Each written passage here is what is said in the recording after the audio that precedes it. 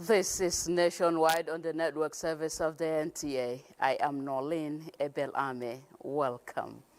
We begin the broadcast in the State House, where the federal government has affirmed the commitment to unlocking the socio-economic potentials of Nigeria's geoheritage sites. Vice President Kashim Shettima stated this when he received a delegation from UNESCO International Geoscience and Geoparks Programme Nigeria, led by its chairman, Dr. Aminu Abdullahi Isiaku, on a courtesy visit at the presidential villa. State House correspondent Abdurrahman Jibrila reports. This meeting is reaffirmation of the Tinubu administration's efforts to explore the economic and developmental benefits of geoheritage sites for the betterment of the nation. Vice President Kashim Shettima commended Nigerian Geological Survey Agency and the Ministry of Innovation, Science and Technology for their respective roles in preserving Nigeria's geoheritage sites, encouraging the team to expand its geoscience coverage across Nigeria's geopolitical zones, assuring the delegation of sustained support for the committee's activities. And I want to acknowledge the UNESCO IGGP NNC's alignment with our renewed hope agenda, and also recognize your council's, your committee's objectives in promoting sustainable geoscience development themes under climate change, earth resources, hydrogeology, geohazards, geodynamics, and geoheritage. But we are a young nation, and I will urge you to expand your coverage beyond Borno and Kebbi.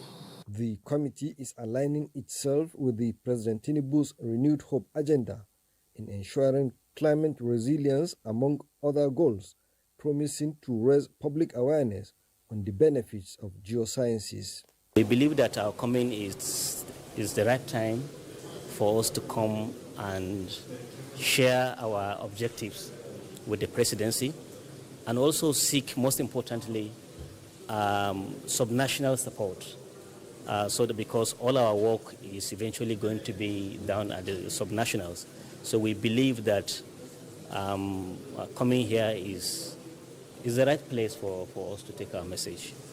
The establishment of a national committee for Nigeria, 50 years after the establishment of the global body, has firmly placed the country within the International Geoscience Programme framework. From the State House, Abdurrahman Jibrila, NTA News. And talking security, tackling the growing threat of cattle rustling in Africa, the Inspector General of Police, Kayode Ebektokum, is urging nations to embrace global partnership.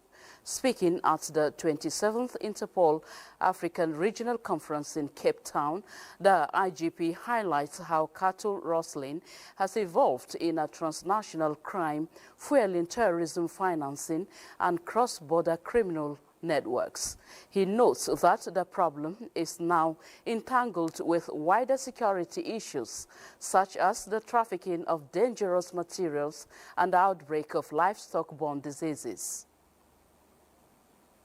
As a driver of insecurity, through special policing operations, financial intelligence collaboration, technology development, community engagement, and CBRN guidance. These initiatives show that Africa has the capacity not only to identify the problem, but to craft innovative solutions. Nigeria stands ready to share its experiences and lessons with sister nations. Similarly, Ebektokum met with Interpol and Brazilian officials, deepening cooperation on intelligence exchange and joint efforts against organized crime. He reaffirms Nigeria's commitment to leading in regional security, sharing best practices with partners, and building the resilience needed to keep Africa and the wider world safe. The G7 Technical Committee of the Federal Capital Territory Administration has held a meeting with a view to renewing its drive towards nipping in the bud the security concerns around the fringes of the territory, especially in the northern and southern parts with the contiguous states. Onoze Yakubu reports on a gathering geared at enhancing the security framework of the nation's capital city. The gathering of heads of security agencies from the FCT and the contiguous states, among other stakeholders, aims to review the current security situation with a view to deploying robust measures to nip cross-border crimes and criminality in the bud. The challenges we face, kidnapping, banditry, human and drug trafficking, caste snatching, religious extremism, and the increasing influence of destitute from region to region transcend boundaries and demand joint coordinated responses. While 7 states are coming together to fight a common enemy, which is crime and criminality, I think the result is going to be very enormous. Together here, we can and must talk about and establish food security, health security, education security, gender security, and all emphatic reference of security parity. In a rapidly evolving world, the nature of threats and the challenges have become increasingly complex. The G7 committee comprises Commissioner of Police, State Directors of Security, and Commandants of Nigerian Security and Civil Defense Corps of Benue, Kaduna, Kogi, Nasarawa, Niger, and Plateau State, as well as the FCT. A communique is expected at the end of the meeting. Onoze Yakubu, NTA News. Away from security to election matters now. Rivers State Independent Electoral Commission, in collaboration with security agencies, is set for the conduct of Saturday's local council elections in the state. This was affirmed at a strategic meeting with stakeholders. Emmanuel Lene was there and now reports. Chairman, River State Independent Electoral Commission, Dr. Michael Ode, says the commission is at the implementation stage of the election process as sensitive materials and other logistics are in place. We are good in logistics. We are good. We've procured a lot of vehicles, bikes, boats, trucks, and in terms of all the dynamics of election preparation, we are absolutely ready to go. All service commanders and heads of paramilitary agencies in the state were in attendance at the strategic meeting to appraise the preparedness of RISEC and the security agencies in the state ahead of the Saturday local government election. Rivers State Commissioner of Police Olugbenga Adepoju says the meeting is to critically review the standard operating procedure ahead of the election and to remind the security agencies to be on their guard during the Saturday local government council elections. The security agencies are satisfied with their arrangements and are prepared to deliver fair and credible elections. Preparedness for this election by RISEC, as far as we are concerned, are satisfied. What remains is to execute it, and it is now on us, the security agencies, to deliver. There will be restriction of movement on election day from 12 midnight Friday to 6 p.m. Saturday. In Port Harcourt, Emmanuel Lene, NTA News. In a similar news, 24 hours to the local government elections in Rivers State, the atmosphere remains calm, yet charged with expectations as residents prepare to exercise their civic rights. Gabriel Amonike visited key locations across the state and now reports. Rivers State Independent Electoral Commission Office, a sea of anxious faces, told a story of high anticipation as sensitive and non-sensitive material were being dispatched. Hundreds of ad hoc staff waited patiently for deployment letters, having undergone training 2 weeks ago. 2 weeks back, we attended the training. Ordinarily, they're supposed to send us our deployment letter through our walls. What is happening? I'm here to collect my letter for tomorrow election. The usual busy River State Secretariat wore a deserted look, while the few still around were seen hurrying out following a directive for civil servants to close by 12 noon to give them ample time to prepare for the polls. They told us today is a Friday and tomorrow is election. And immediately it's 12. Make every workers go. Some people will travel to their community or anywhere where they will go there and vote. Tomorrow definitely we'll go and vote. And we have to total compliance to that later. Markets across Port Harcourt told a different story as stores buzzed with activity, with residents engaged in last-minute buying to stock up on food and other essentials in anticipation of election day restrictions. Tomorrow is election, so I guess they are here to buy their food stuff because they said tomorrow there is no movement tomorrow. That's why the market is crowded. At motor parks and jetties, travelers could be seen boarding vehicles and boats bound for the hinterlands. Many said they were heading home to be able to cast their votes, while others explained that they prefer to be with family at this time. River State is set on the stage for tomorrow's elections, calm but watchful and determined to make every vote count. Gabriel Amunike, NTA News.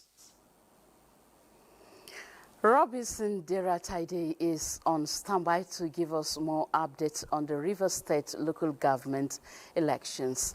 Hello, Robinson. What is the situation like, especially at the RCEC office, where some major activities are taking place? As we have heard and seen from the report, residents of River State are calm and are fully prepared to cast the ballot tomorrow. At the INEC ends, they are doing the last-minute preparations and deployment for the election.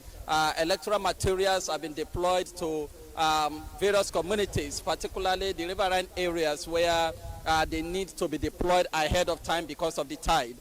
All logistics arrangements are also perfectly done according to them.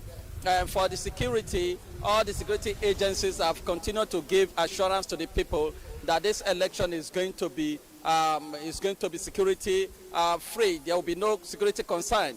And residents seem to believe this strongly because it seems not to be a very serious contest because of the very few political parties that are participating in the election. The major two political parties in this election are the PDP and the APC.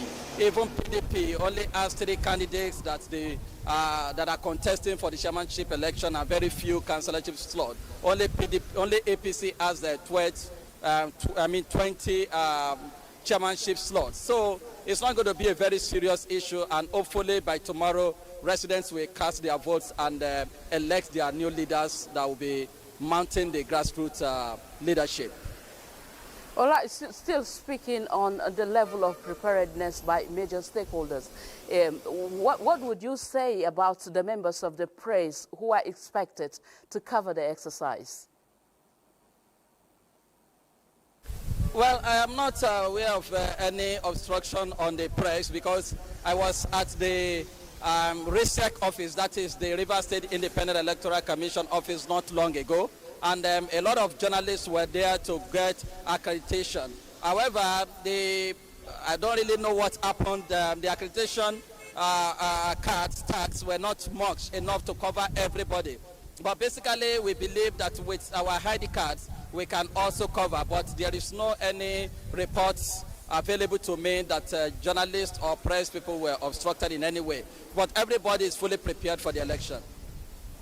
Thank you very much, Robinson, and good luck to River State tomorrow. Thank you.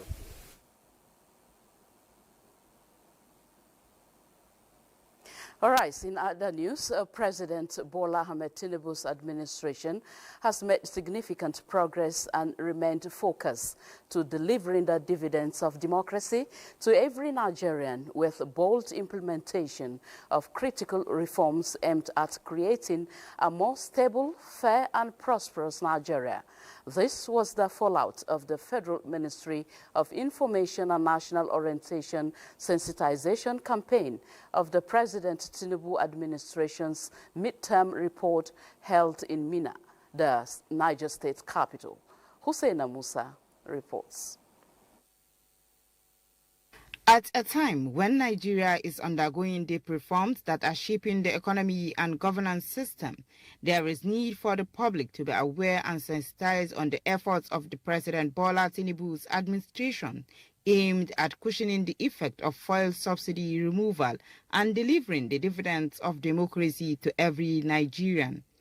Therefore, this sensitization campaign with the team Tinubu administration's midterm report by the Minister of Information and National Orientation, Muhammad Idris, was to keep the citizens informed, reflect, evaluate and discuss the impact of the federal government's policies on citizens. The minister was represented by the head of Federal Information Resource Center, MENA. Administration of Bola Ahmed Tinubu. He has come to really work.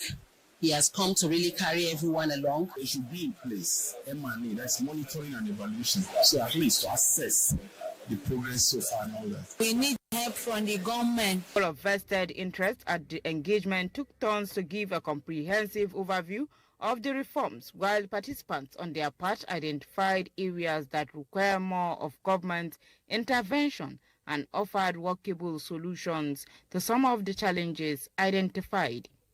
Emena Hussein Musa, NTA News. Under the shadow of Zuma Rock, sometimes called Nigeria's Rock of Strength, the Ministry of Interior paused for midterm reflection and to refuel, with the presidency's policy chief, Hadiza Bala Usman, on hand to keep score. Victor Azu reports. Ministry often seen as front-facing because of its daily impact on Nigerians. From passports to correctional service, fire to civil defense, this retreat is less about speeches and more about stock-taking. Hadiza Bala Usman, the president's advisor on policy coordination, sets the pace. She reminds the ministry that interior matters touch Nigerians at their most critical points of life: identity, safety, and mobility.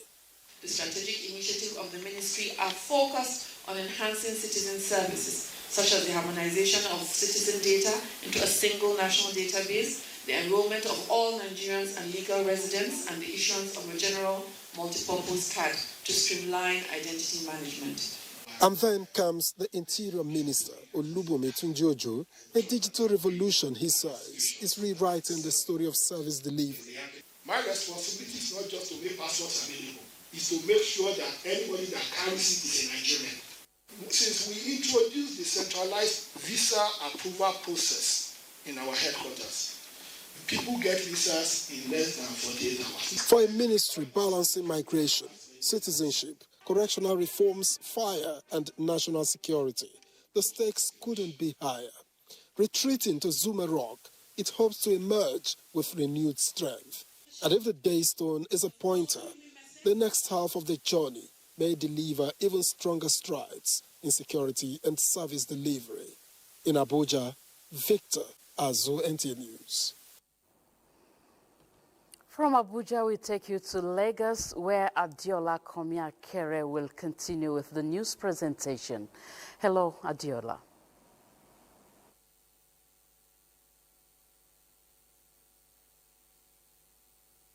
Good morning. With about 80% completion, the first phase of a renewed Hope City in Ibeju, Lekki, Lagos is almost ready for inauguration, with the groundbreaking of the second phase by President Bola Tinubu scheduled for September.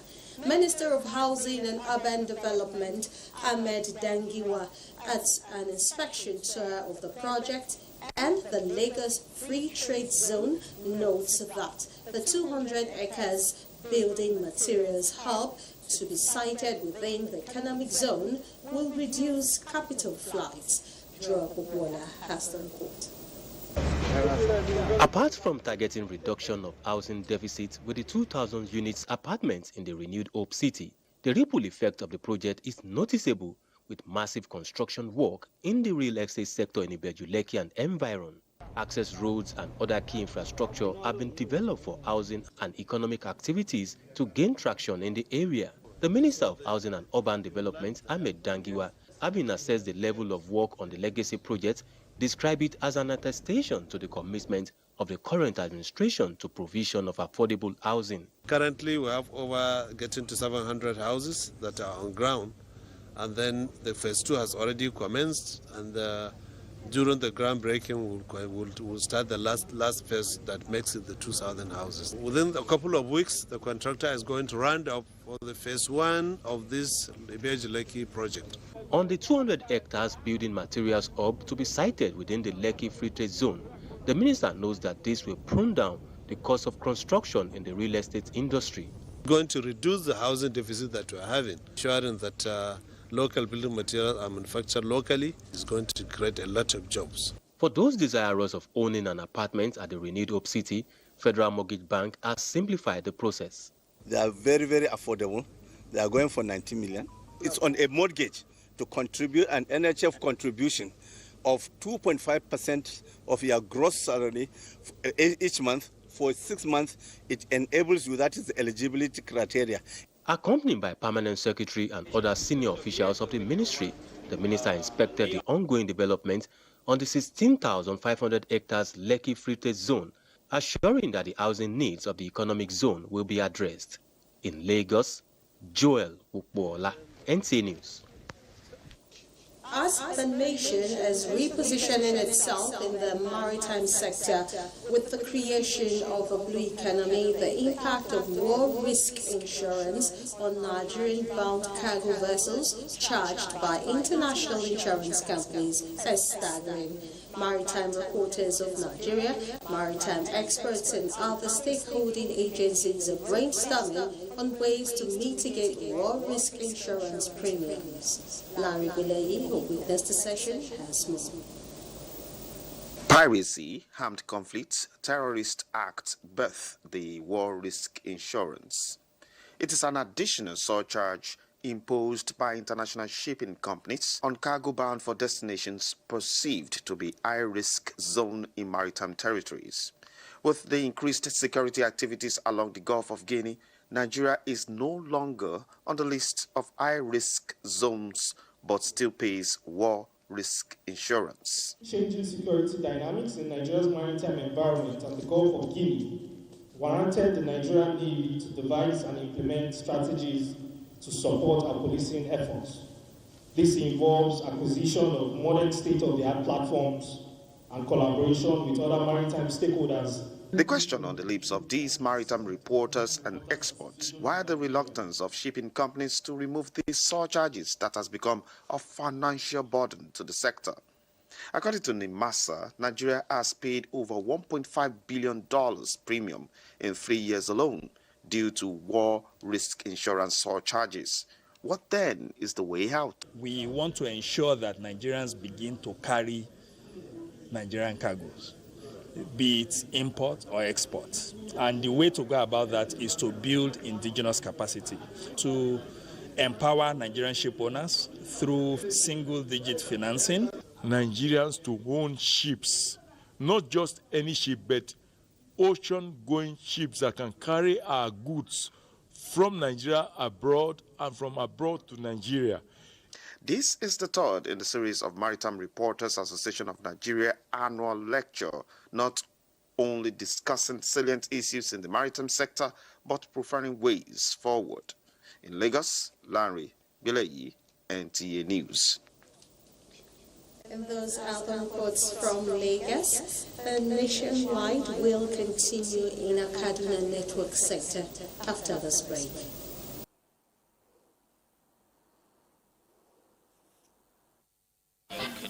The Federal federal government has renewed its campaign on value reorientation, urging Nigerians to embrace honesty, discipline, and patriotism to strengthen national unity. This message was delivered at the National Orientation Agency Town Hall meeting here in Kaduna. Adamu Sunday reports. A decline in honesty and discipline, low participation in value campaigns, public apathy, poor waste disposal, and reluctance to relocate from flood-prone areas are among the issues the government is addressing to achieve an effective policy framework. These issues brought together stakeholders to Kaduna to discuss values reorientation, flood mitigation, government policies, Nigerian identity projects, and national security awareness, among others. Together, we must choose life. Nigerians are urged to support government policies in agriculture, education, infrastructure, and technology, as the success of these reforms depend on public cooperation. When you see that flood is coming, relocate to another place and make sure that you assess all the initiatives, all the reforms of the government. Government is doing a lot. In disaster management, discussions focus on flood mitigation efforts, including clearing drainages and relocating when necessary. We've started visiting people in their homes or in their community to tell them the dangers of flood. If the person cultivates the right attitude from the university, you find out that as soon as he or she is out, that also reflects, on the overall benefits of the society. And I'm calling Nigerians for us to be real Nigerians. We are real Nigerians is that we will embrace this Nigeria identity project and respect our national symbols. Stakeholders also call on citizens to remain vigilant, report suspicious activities, and cooperate with law enforcement as part of the nationwide security awareness drive. In Kaduna, Adamu Sunday, NTA News. Opinion leaders have held a meeting in Kaduna to fine-tune strategies for proper implementation of women economic empowerment policies to address gender-based violence. Haruna Muhammad reports. With concerns mounting on prevailing gender-based violence, creating a safe space that will encourage positive community-based interaction, such as this interactive session, which is aimed at challenging harmful social norms, providing support services for supervisors, and ensuring that legal frameworks and policies are in place to protect individuals and hold perpetrators accountable. To this end, development research and project center facilitated by Muslim opinion leaders also lend their voices on the implementation of women economic empowerment through the Kaduna State Ministry of Human Services and Social Development, with Commissioner leading the charge. All these laws give an enabling environment for every partner to come to Kaduna State to collaborate with the state government in terms of implementation and also advocacy for prevention of gender-based violence. November 2024, the governor of Kaduna State, Senator Ubasani, launched the the Kaduna State Women's Economic Empowerment Policy. In that policy, there is a provision that provided for mainstreaming gender-based violence. So the opinion of scholars, religious leaders, is highly needed at this critical time of this issue of gender-based violence, because it has become a common and epidemic among our society. It has become imperative for the implementation of improving women's economic standing, which in turn reduces their vulnerability to gender-based violence. Haruna Muhammad, NTA News. And that's our contributions from this end nationwide continues in our Abuja studio. Don't go away. Well, thank you very much, Mohammed Umar Ajingi from our Kaduna Network Center. In a decisive and proactive move to strengthen accountability, Group Chief Executive Officer, NNPC Limited, Bashir Bayo Ojulari, has pledged unwavering commitment to upholding transparency and strict adherence to the Nigeria Extractive Industries Transparency Initiative (NTA) procedures.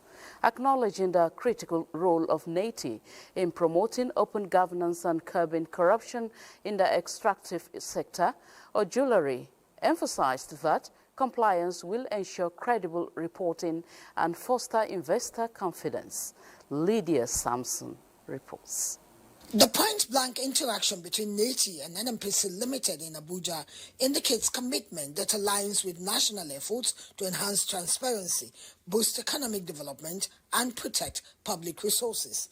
NMPC Limited GCEU informed NTA management that the company is already restructuring internal processes and framework towards ensuring accuracy in information contained in its monthly reports. He noted that though it is not an easy journey for the company navigating changes towards successfully achieving the status of a Karma company and eventual public listing, it will not be deterred. You saw the mandate we got from the president around when we were appointed, around growing oil production to 3 million barrels per day by 2030, growing gas production to minimum of 20 billion cubic feet per day by again 2030. Our aspiration is to beat that target for us to be able to achieve those kind of numbers. And we are committed to drive those transformations in partnership with all the other operators that we work with and also partnership with government.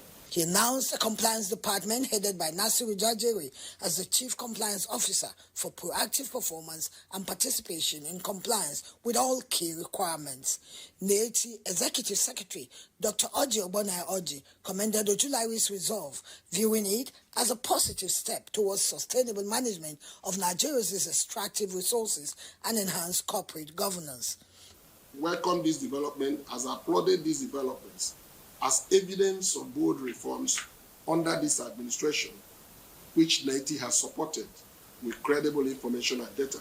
These investments and reforms can only be sustained in a stable, transparent, and competitive environment where NMPC operates with accountability and efficiency.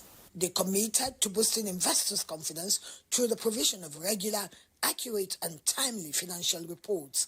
In Abuja, Lydia Sampson, NTA News.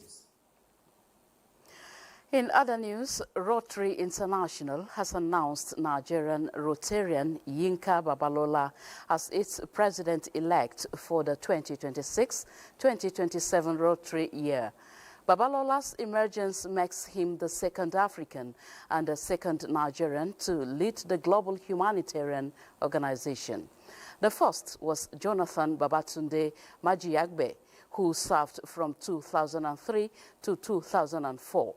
A member of the Rotary Club of Trans-Amadi, Nigeria, Olayinka Hakim Babalola, was selected by the Rotary International Board of Directors following the resignation of Sanku Yung, who stepped down to focus on recovery after cancer treatment. Babalola will formally assume office on 1st July 2026.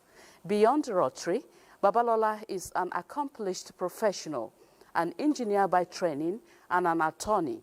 He has more than 25 years of experience in the oil and gas sector, having held senior positions with Shell PLC across 4 continents. Statement by Rotary Public Image Coordinator Ibim Semenetari. The Rotary International President serves a 1-year term, providing inspirational leadership, presiding over the board of directors, and representing the organization globally. Babalola's election is being celebrated across Nigeria and Africa as another proud moment of continental leadership on the global stage. Similarly, President Bola Ahmed Tinubu congratulates engineer Olayinka Hakim Babalola on his election as the president of Rotary International for the 2026-2027 calendar year. Babalola, a member of the Rotary Club of Trans-Amadi, Nigeria, is the second African and Nigerian to attain the position in the global humanitarian organization's 120-year history. The president notes that Babalola's election will inspire millions of Nigerians, especially the younger generation, by demonstrating that anyone can achieve global recognition and lead transformative change with integrity.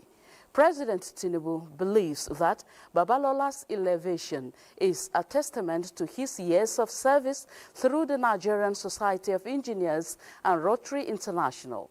his laudable philanthropic initiatives and relentless pursuit of projects that have impacted lives, strengthened communities, and advanced peace, progress, and human dignity.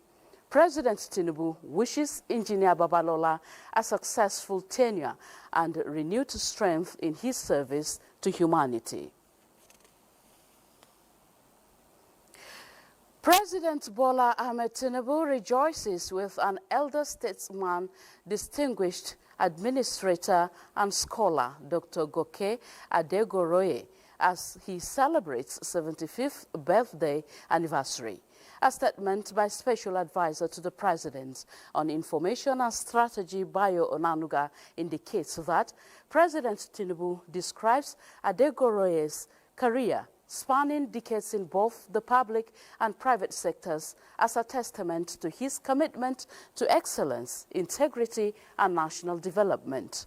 President Tinubu wishes the celebrant more years of giving the best in good health.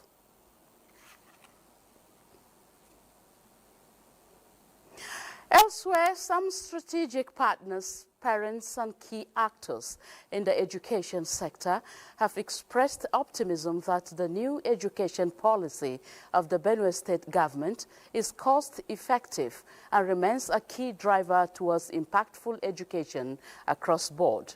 They say it is in line with the federal government's 12-year basic education policy with the aim of enhancing literacy, vocational training, and workforce readiness. Moses Ajao Ode has more. Recent practices across various levels of the academic cycle by school managers in the state is said to pose negative implications with varying economic situations. For instance, the introduction of graduation ceremony across elementary schools have become a practice in major private schools in Benue State, as most of the school managers devise means of extorting parents with high cost of learning materials. I'm happy that since I bought it, if they use it, they will keep it. And if my second one is going to primary 5, I don't have any need of buying the new ones again. The way the other government that will spend money for our 3 children there, now the remaining 2 now, we know that in this government now we feel relaxed. That money we'll use it for another thing. So policies are towards enhancing effectiveness, and we are all to put all hands on deck. It is in response to the cry of parents that relevant agencies of government has raised the bar and reviewed its education policy, making education easy and accessible, in line with the present day's administration's focus. Representatives of the Permanent Secretary and other partners harps on the need for immediate implementation. New terminologies that comes with the segmentation of basic and senior secondary school shall henceforth apply in all schools in the state. That is lower basic 1, lower basic 2, lower basic 3. Then middle basic 4, middle basic 5, middle basic 6.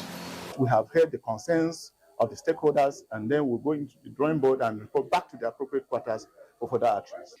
They advise school managers and proprietors to ensure compliance, as the government will be on the lookout for erring schools as the commencement date of the 2025-2026 academic session draws close. In Makurdi, Moses Ajao Udi, NTA News. Still staying with Moses Ajao Ode in Makurdi, he has more to speak to us on the education policy and, of course, the development in the state. Moses, over to you. Hello, and welcome to Makurdi Nole. We are right at the Benue State Secretariat, housing the ministries and as well the Ministry for Education. You recall that on the 15th of this month, the Benue State Ministry for Education and Knowledge Management came up with a circular directing school owners and principals to revert back to the status quo, meaning that the practice of selective text materials whereby restrictions are placed on some text materials from being transferred to the younger classes will no longer be tolerated. And by implication, what it means is that every text materials will now, after use, will now be transferred to the next class. So if you have pupils if you have children in a school, 2 children in a school, class 5 and class 4, that in class 5 can now transfer his or her text materials to the younger one in class 4. And also, the practice of graduation ceremony for kindergartens and those at the elementary classes will no longer hold, as the ministry has come up to say that erring schools or school owners will be dealt with. So these policies will take effect in the 2025-2026 academic session. And not just this, the introduction of handiwork across board in both public and primary schools will now be will now head its way across the schools. So the ministry held a meeting with those at the stakeholders, especially school owners and principals, on Tuesday, barely 3 days ago, and to conscientize them on how to go about this.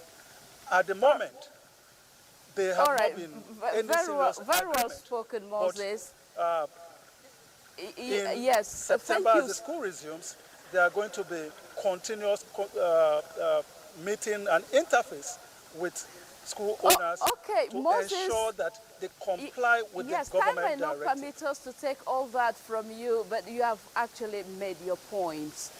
Thank you so much.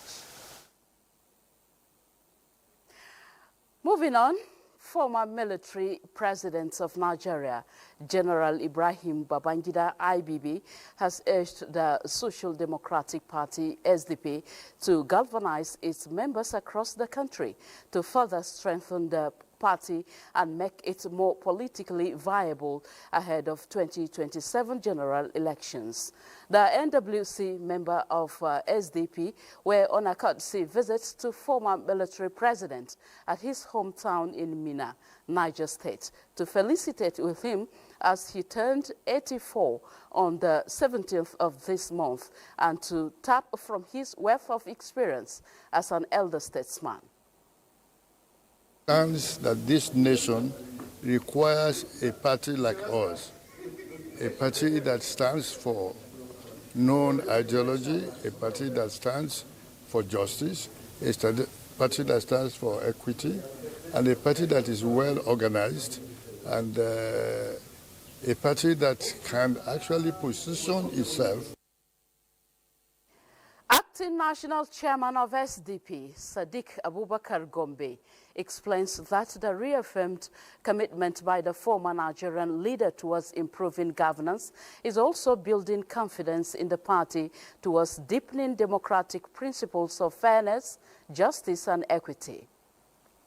Call the good days of the SDP during his time and the vision and aspiration for the SDP, that he is happy during his lifetime he saw that we are still carrying on with the messages of the SDP. Registered in 1989, the Social Democratic Party is one of the parties in the two-party system model created and adopted by General Babangida's military regime.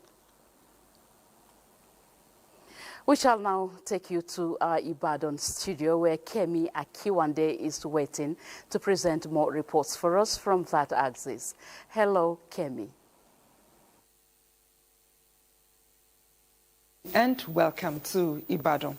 Embracing technology, building human capital, and implementing government policies by small micro enterprises are pivotal in overcoming obstacles while scaling up a competitive Nigerian market.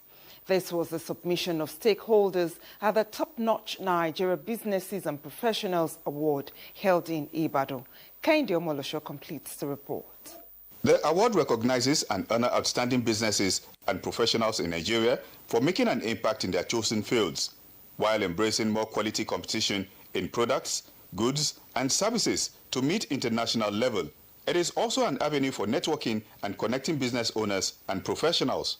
The charge of stakeholders is for business owners to document their journey and build positive legacies that will make their business outlive them. We need the spirit to keep going, to keep striving, and to be able to achieve our dream of taking Nigeria to a global stage. Addressing the societal problems that we have as a business owner, solving the problems in the communities. That is what makes us as business owners to be able to leave a legacy. Then followed presentation of awards in different categories. Zonal Director, NTA Ibadan Network Center, Taiwo Iterogba, received the Media Personality Award. We must not take the habit of doing it alone. You want to start the work and finish it all alone. It is not a good thing. So I want to plead, as we go to our various workplaces, our businesses places, our professional places, we must learn to pass on the burden. We need more good people to step forward, because if they don't step forward, we will keep complaining. Inspired to raise more CEOs who could emulate the legacy that I've built over the year. When we train people, we help them grow their business from a small-scale business to a reputable brand. Guests at the event were trained with presentations by various artists. Kehinde Omolosho, NTA News. The Independent National Electoral Commission, INEC, has advised eligible citizens to register early, as the permanent voter card, PVC, is the only instrument for electing leaders of their choice. Resident Electoral Commissioner, Oyo State, Dr. Ramon Tella, stated this while addressing journalists at a media conference to herald the commencement of continuous voter registration exercise in the state. Rafia Animashaun Badmos has details. The resident electoral commissioner, while addressing journalists on the flag off of sensitization for the continuous voter registration exercise, said the permanent voter card is a tool for shaping the future of the country. Already registered voters, according to INEC Commissioner, need not visit the state office, as updates of their information can be done via the online website of the Commission. The sensitization, he added, is necessary to publicize the commencement process and timeline, which will last for a year. Registration of voters will begin by 4th of May and come to an end by 17 August 2026. Display of register for claims and objectives will commence by 24th of August and end up by 30th August 2026. It will be recalled that the Commission resumed online registration on Monday, August 18, with closely 66,951 Nigerians completing online pre-registration within the first week in Oyo State. The impressive response to the resident electoral commissioner is a clear indication that Nigerians remain eager to participate in democratic process. In Ibadan, Rafia Animashaun Badmos, NTA News. And that does it from Ibadan. Joining us in Sokoto.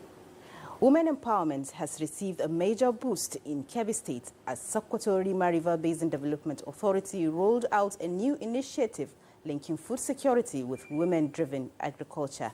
The program was flagged off at the Zauropolda irrigation project in Birnin Kebbi. Abdullahi Umar Ilalu reports.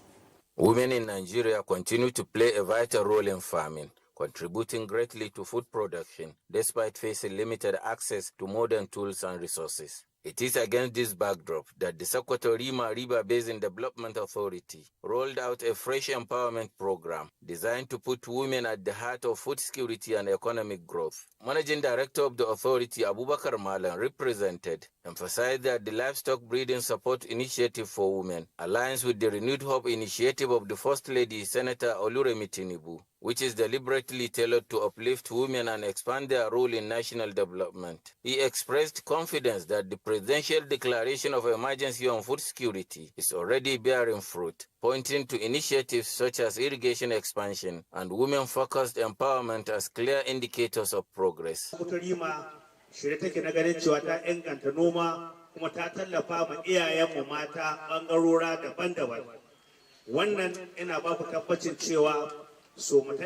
Program manager of the Europolda project, Mariatu Suleiman, called on the beneficiaries to utilize the equipment responsibly, stressing that sustainable use will translate into greater productivity and empowerment for more households.